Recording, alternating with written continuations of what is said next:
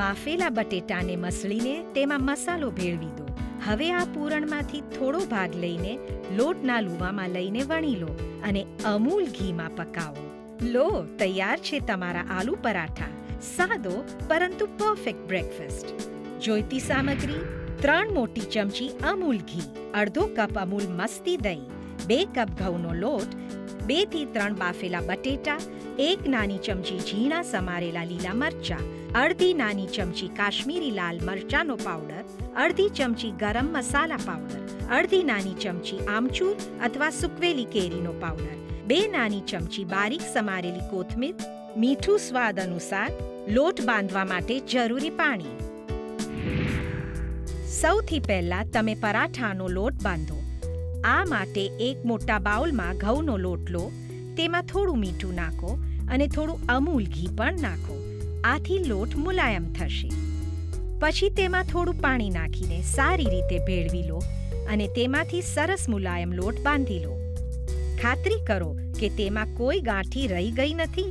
તેને એક બાજુએ મૂકી દો. હવે સમય છે અગત્યનો ભાગ, એટલે કે બટેટાનું પૂરણ તૈયાર કરવાનું. બાફેલા બટેટાને એક મોટા બાઉલમાં લઈને તેમને સારી રીતે મસળી લો. ધ્યાન રાખો કે કોઈ ગાંઠી રહી ન જાય.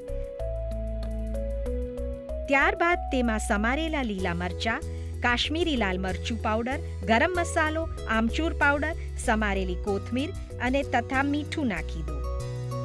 આ મસાલાને બાફેલા બટેટામાં સારી રીતે ભેળવી દઈને બટેટાનો સરસ માવો તૈયાર કરી લો. હવે આપણે પરાઠા બનાવવાનું શરૂ કરીએ. લોટમાંથી એક નાનો હિસ્સો લઈને લૂવો બનાવો. તેને થેપી લો. તેના ખૂણાઓ દબાવીને વચ્ચે સરસ મજાની જગ્યા કરી લો અને તેમાં અગાઉથી તૈયાર કરેલું બટેટાનું પૂરણ ભરી લો.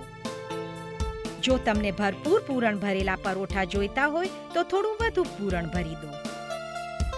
હવે થેપલીના ખૂણાઓના છેડાઓને વાળી લો અને પછી તેને દબાવીને સપાટ કરી નાખો.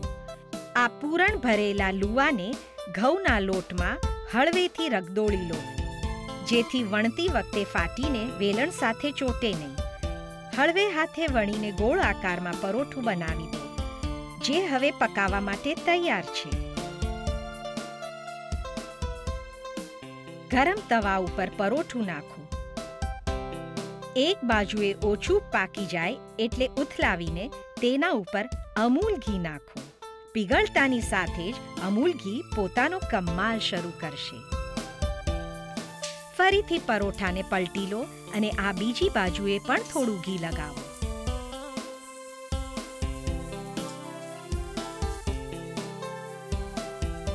પરોઠાને સારી રીતે પકવવા માટે તેની કિનારીઓને તવેતાથી થોડી દબાવી શકો છો.